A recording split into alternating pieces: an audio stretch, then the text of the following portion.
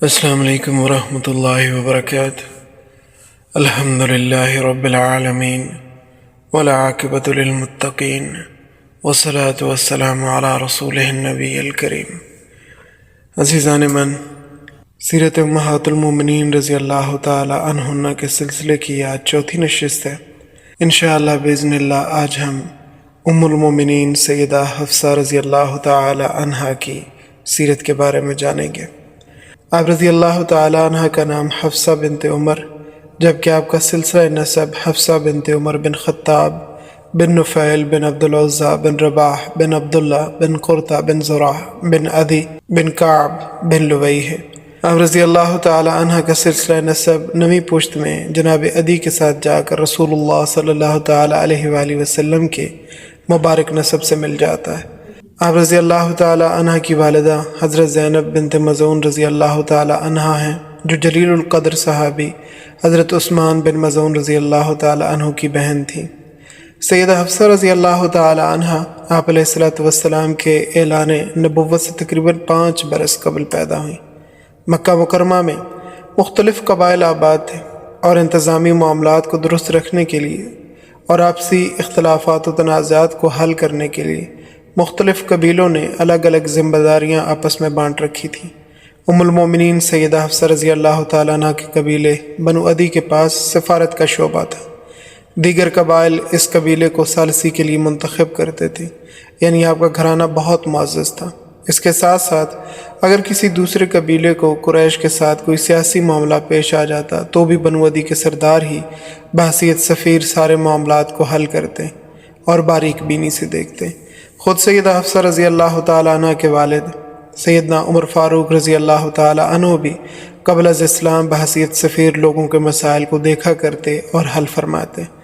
سیدہ حفصہ رضی اللہ تعالیٰ عنہ کے ماموں حضرت عثمان بن مظعون رضی اللہ تعالیٰ عنہ ہیں، جو آپ رضی اللہ تعالیٰ عنہ کی والدہ کے سگے بھائی ہیں۔ جب ان کا انتقال ہوا تو رسول اللہ صلی اللہ تعالیٰ علیہ وآلہ وسلم نے ان کی پیشانی کا بوسہ لیا اور رونے لگے، یہاں تک کہ آپ علیہ السلام کے مبارک آنسو سیدنا عثمان بن مظعون رضی اللہ تعالیٰ عنہ کے رخسار پر ٹپکنے لگے۔ آپ علیہ السلام نے فرمایا، عثمان، تم اس دنیا سے اس طرح چلے گئے کہ اس کی کسی چیز سے بھی تعلق نہیں رکھا۔ آپ علیہ السلام نے انہیں السلف الصالح کے خطاب سے نوازا۔ حضرت عثمان بن مظعون رضی اللہ تعالیٰ عنہ پہلے صحابی ہیں جنہیں جنت البقیع کے اندر دفن کیا گیا۔ آپ رضی اللہ تعالیٰ عنہ نے جس گھر میں آنکھ کھولی، جرت و عظیمت، بہادری و شجاعت کا وہاں پہلے سے بسیرا تھا۔ اسی لیے ام المومنین سیدہ حفصہ رضی اللہ تعالیٰ عنہ کے مزاج میں بے خوفی کا پیدا ہونا فطری تقاضا تھا۔ اس کے علاوہ یہ گھر مکہ کے ان گنے چنے گھروں میں شمار ہوتا تھا جو لکھنا پڑھنا جانتے تھے، اسی لیے آپ بھی بچپن میں لکھنا پڑھنا سیکھ گئیں۔ مزید اخلاقی تربیت آپ کے والد گرامی سیدنا عمر فاروق رضی اللہ تعالیٰ عنہ نے فرمائی۔ آپ رضی اللہ تعالیٰ عنہ نے انہی دنوں میں اسلام قبول کیا جب آپ کے والد سیدنا فاروق اعظم رضی اللہ تعالیٰ عنہ نے قبول فرمایا۔ اس وقت آپ رضی اللہ تعالیٰ عنہ کی عمر مبارک لگ بھگ 10 برس تھی۔ آپ رضی اللہ تعالیٰ عنہ کا پہلا نکاح قبیلہ بنو سہم کے چشم چراغ حضرت خنیس بن حذافہ رضی اللہ تعالیٰ عنہ سے ہوا۔ حضرت خنیس رضی اللہ تعالیٰ عنہ کا شمار ان جلیل القدر صحابہ کرام میں ہوتا ہے جو السابقون الاولون کے اعزاز سے معزز ہیں اور جنہوں نے حبشہ اور مدینہ کی طرف ہجرت کی۔ ہجرت حبشہ سے واپسی پر جب مکہ پہنچے تو حضرت خنیس رضی اللہ تعالیٰ عنہ کا نکاح سیدہ حفصہ رضی اللہ تعالیٰ عنہ کے ساتھ کیا گیا۔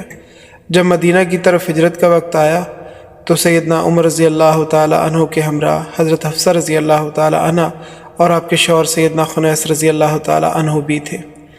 مدینہ منورہ میں دین حق کی دعوت کو مضبوط اور کفار کے شرور و فتن سے محفوظ کرنے کے لیے جو باضابطہ پہلا معرکہ لڑا گیا وہ بدر کا تھا، جو میدان بدر میں برپا ہوا۔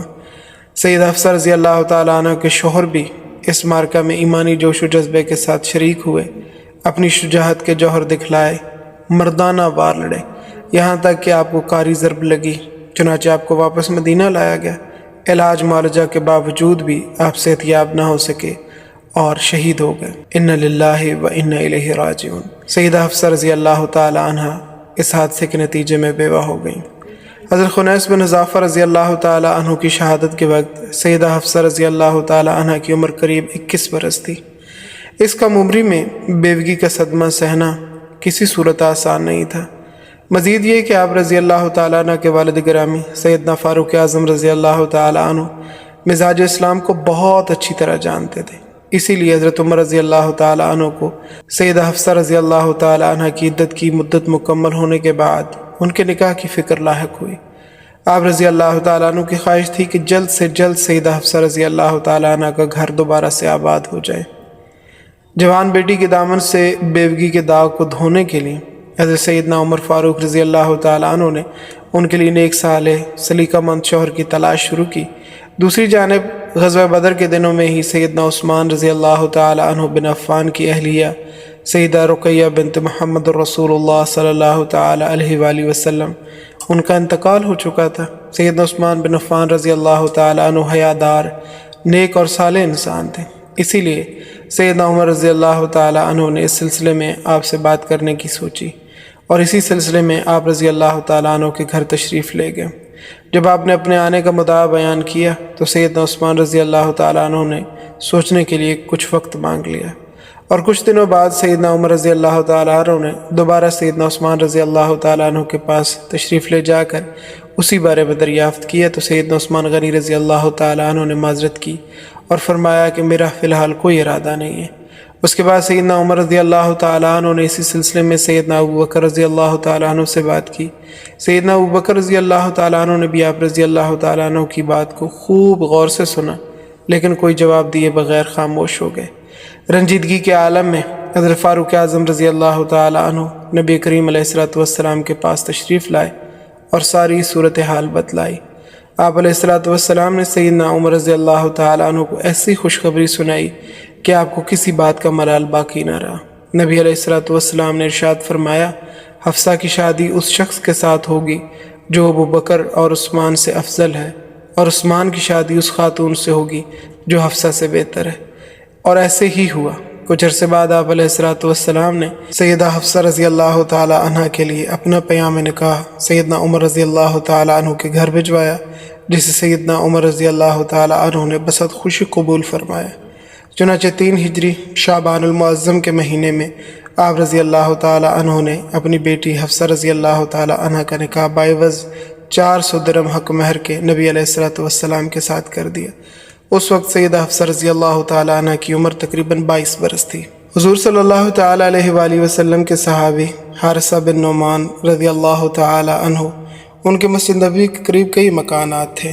نبی کریم علیہ السلام کسی سے نکاح فرماتے تو حضرت حارثہ بن نعمان رضی اللہ تعالیٰ عنہ اپنا ایک مکان نبی کریم علیہ السلام کی خدمت میں پیش فرما دیتے۔ آپ علیہ السلام کا نکاح جب سیدہ حفصہ رضی اللہ تعالیٰ عنہ سے ہوا تو حضرت حارثہ نے ایک مکان آپ علیہ السلام کے سپرد فرمایا، اور شادی کے بعد آپ رضی اللہ تعالیٰ عنہ کو جو مکان ملا وہ مسجد نبوی کے مشرقی جانب تھا۔ سیدہ حفصہ رضی اللہ تعالیٰ عنہ کو اپنے والد سیدنا عمر فاروق رضی اللہ تعالیٰ عنہ کے گھرانے سے جو اعلیٰ اوصاف وراثتاً ملے تھے، ان میں جرت، حق گوئی، معاملہ فہمی، دور اندیشی، نکتہ آفرینی، زور خطابت اور فصاحت و بلاغت شامل تھے۔ نبی علیہ السلام کی نگاہ میں چونکہ خواتین کی تعلیم و تربیت بہت ضروری ہے، اسی لیے آپ علیہ السلام نے سیدہ حفصہ رضی اللہ تعالیٰ عنہ کی تعلیمی صلاحیتوں میں مزید نکھار لانے کے لیے خصوصی اہتمام فرمایا۔ نبی علیہ السلام نے اسی سلسلے میں ایک پڑھی لکھی خاتون سیدہ شفا بنت عبداللہ عدویہ رضی اللہ تعالیٰ عنہ کو مقرر فرمایا کہ وہ سیدہ حفصہ رضی اللہ تعالیٰ عنہ کی تعلیمی حالت میں مزید بہتری لائیں۔ چنانچہ انہوں نے آپ رضی اللہ تعالیٰ عنہ کو مزید پڑھایا لکھایا اور زہریلے کیڑے مکوڑوں کے کاٹنے کا رقیہ یعنی دم بھی سکھلایا۔ زمانہ جاہلیت میں عرب کی معاشرتی اقدار اس قدر گر چکی تھی کہ انسانیت اچھائی اور بھلائی ڈھونڈنے سے بھی نہیں ملتی تھی، بالخصوص اس دور میں مردوں اور خواتین کے درمیان جن امتیازی رویوں نے جنم لیا اس سے صنف نازک اپنی حیثیت کھو بیٹھی تھی۔ ایسے میں نبی کریم علیہ السلام نے اپنی تعلیمات اور عملی رویوں کے ذریعے عرب کے امتیازی رویوں کو شکست دی۔ آپ کے گھرانے سے ازواج مطہرات کی عملی زندگی اس راستے میں مشعل راہ ہے۔ آپ علیہ الصلوۃ والسلام نے ان کے بنیادی حقوق کی خاطر بے شمار اصلاحات فرمائیں۔ ازواج مطہرات رضی اللہ تعالی عنہن سے حسن سلوک کا ایک منفرد اور مثالی معیار قائم فرمایا جو اس سے پہلے کہیں نہیں تھا۔ انہیں اپنی رائے کے اظہار کا پورا حق دیا۔ ان کے نسوانی مزاج سے پیش آنے والے امور کو خندہ پیشانی سے سنبھالا، اور یہی وجہ تھی کہ امہات المومنین رضی اللہ تعالی عنہن اپنے مطالبات پوری بے باکی اور بے تکلفی سے آپ علیہ الصلوۃ والسلام کی بارگاہ میں پیش کر دیا کرتی تھیں، اور معاشرتی معاملات میں اپنی رائے کا اظہار بلا تکلف کر دیا کرتی تھی۔ چنانچہ ام المومنین سیدہ حفصہ رضی اللہ تعالی عنہ کے بارے میں بعض روایات میں ملتا ہے کہ وہ آپ علیہ الصلوۃ والسلام سے حد ادب کو ملحوظ رکھتے ہوئے اپنی بات کو بے جھجک پیش کر دیا کرتی تھیں۔ حضرت انس رضی اللہ تعالی عنہ سیدہ حفصہ بنت عمر رضی اللہ تعالی عنہ کی منقبت میں نبی کریم علیہ الصلوۃ والسلام کا ارشاد نقل فرماتے ہیں، حفصہ ابھی جبرائیل امین علیہ الصلوۃ والسلام میرے پاس آئے ہیں اور مجھ سے کہا ہے کہ بے شک وہ یعنی سیدہ حفصہ رضی اللہ تعالی عنہ بہت زیادہ روزے دار اور کثرت سے راتوں کو اللہ تعالیٰ کے حضور قیام کرنے والی ہیں، اور وہ جنت میں بھی آپ کی اہلیہ ہوں گی۔ یعنی جبرائیل علیہ السلام نے حضور علیہ الصلوۃ والسلام کو یہ خوشخبری سنائی۔ سیدنا انس بن مالک رضی اللہ تعالیٰ عنہ بیان کرتے ہیں کہ سیدنا عثمان غنی رضی اللہ تعالیٰ عنہ کے پاس سیدنا حذیفہ بن یمان رضی اللہ تعالیٰ عنہ تشریف لائے، جو کہ آرمینیا اور آذربائیجان کو فتح کرنے کے لیے اہل عراق کے ساتھ مل کر شامیوں سے لڑ رہے تھے۔ سیدنا حذیفہ رضی اللہ تعالیٰ عنہ کو لوگوں کے قرآن کریم میں اختلاف کرنے کے رویے نے گھبراہٹ میں ڈال رکھا تھا۔ اسی سلسلے میں سیدنا حذیفہ رضی اللہ تعالیٰ عنہ نے سیدنا عثمان بن عفان رضی اللہ تعالیٰ عنہ سے عرض کی، امیر المومنین، اس سے پہلے کہ یہ امت بھی کتاب اللہ کے بارے میں یہودیوں اور عیسائیوں کی طرح آپس میں اختلاف کا شکار ہو جائے، آپ اختلاف کا سدباب کریں۔ چنانچہ سیدنا عثمان بن عفان رضی اللہ تعالیٰ عنہ نے ام المومنین سیدہ حفصہ رضی اللہ تعالیٰ عنہ کے پاس پیغام بھیجا کہ ہمیں وہ مصحف جو سیدنا ابوبکر صدیق رضی اللہ تعالیٰ عنہ نے لکھوایا اور سیدنا عمر رضی اللہ تعالیٰ عنہ کے پاس ساری زندگی محفوظ رہا، اور سیدنا عمر کے بعد اب آپ کے پاس محفوظ ہے، اگر وہ آپ ہمیں عنایت فرمائیں تو ہم مزید اس سے کاپیاں تیار کروا لیں، اس کے بعد آپ کو اصل مصحف واپس کر دیا جائے گا۔ سیدہ حفصہ رضی اللہ تعالیٰ عنہ نے امت مسلمہ کے اوپر ایک عظیم احسان کرتے ہوئے وہ مصحف سیدنا عثمان بن عفان رضی اللہ تعالیٰ عنہ کو دے دیا۔ امیر المومنین سیدنا عثمان رضی اللہ تعالیٰ عنہ نے وہ نسخہ حضرت زید بن ثابت، عبداللہ بن زبیر، سعید بن عاص، عبد الرحمن بن حارث رضی اللہ تعالیٰ عنہم کے حوالے کیا تاکہ اسی کے مطابق دیگر قرآن کریم کے نسخے تیار کیے جا سکیں۔ جب مزید کاپیاں تیار ہو چکیں تو سیدنا عثمان رضی اللہ تعالیٰ عنہ نے وہ مصحف ام المومنین سیدہ حفصہ رضی اللہ تعالیٰ عنہ کو واپس کر دیا۔ اب تا قیامت ام المومنین سیدہ حفصہ رضی اللہ تعالیٰ عنہ کا بار احسان ایسا ہے جس پر مسلمانوں کی گردنیں جھکی ہوئی رہیں گی۔ روئے زمین پر جب بھی کوئی شخص قرآن کریم کی تلاوت کرے گا تو سیدہ حفصہ رضی اللہ تعالیٰ عنہ کا یہ احسان عظیم یاد آئے گا۔ آپ رضی اللہ تعالیٰ عنہ کی عمر مبارک جب 60 برس کے قریب ہوئی تو آپ نے زندگی کے دروازے پر موت کی دستک کو محسوس کیا، اور اسی وقت آپ رضی اللہ تعالیٰ عنہ نے اپنے بھائی سیدنا عبداللہ بن عمر رضی اللہ تعالیٰ عنہما کو بلا بھیجا۔ وہ آئے تو آپ فرمانے لگیں، عبداللہ، تمہیں یاد ہوگا والد محترم نے وفات سے قبل چوتھائی حصے کی میرے لیے وصیت کی تھی، آپ کو یاد ہے؟ عبداللہ بن عمر رضی اللہ تعالیٰ عنہما نے جواب دیا، جی بالکل یاد ہے۔ سیدہ حفصہ رضی اللہ تعالیٰ عنہ نے فرمایا، پھر آپ کو یہ بھی علم ہوگا کہ والد محترم نے فرمایا تھا کہ جب میں وفات پا جاؤں تو اس مال کو آل عمر میں تقسیم کر دیا جائے، یہ بھی آپ کو یاد ہے؟ سیدنا عبداللہ بن عمر رضی اللہ تعالیٰ عنہما نے فرمایا کہ ہاں یہ بھی یاد ہے۔ تب آپ رضی اللہ تعالیٰ عنہ نے فرمایا کہ غابہ میں جو مال اور جائیداد ہے اس کو فی سبیل اللہ صدقہ کر دیا جائے۔ ام المومنین حضرت حفصہ رضی اللہ تعالیٰ عنہ نے شعبان المعظم 45 ہجری میں مدینہ منورہ میں وفات پائی۔ ان للہ و انا الیہ راجعون۔ اس وقت حضرت امیر معاویہ رضی اللہ تعالیٰ عنہ کی حکومت تھی اور مروان بن حکم مدینہ کا حاکم تھا۔ مروان ہی نے آپ رضی اللہ تعالیٰ عنہ کی نماز جنازہ پڑھائی اور کچھ دور تک ان کے جنازے کو بھی اٹھایا۔ حضرت ابو ہریرہ رضی اللہ تعالیٰ عنہ قبر تک جنازہ کو کاندھا دیے چلتے رہے۔ حضرت حفصہ رضی اللہ تعالیٰ عنہ کے دونوں بھائی حضرت عبداللہ بن عمر اور حضرت عاصم بن عمر رضی اللہ تعالیٰ عنہم اور ان کے 3 بھتیجے حضرت سالم بن عبداللہ، حضرت عبداللہ بن عبداللہ، حضرت حمزہ بن عبداللہ رضی اللہ تعالیٰ عنہم نے آپ رضی اللہ تعالیٰ عنہ کو قبر میں اتارا۔ جنت البقیع میں دیگر ازواج مطہرات رضی اللہ تعالی عنہن کے پہلو میں آپ رضی اللہ تعالی عنہ کو سپرد خاک کر دیا گیا۔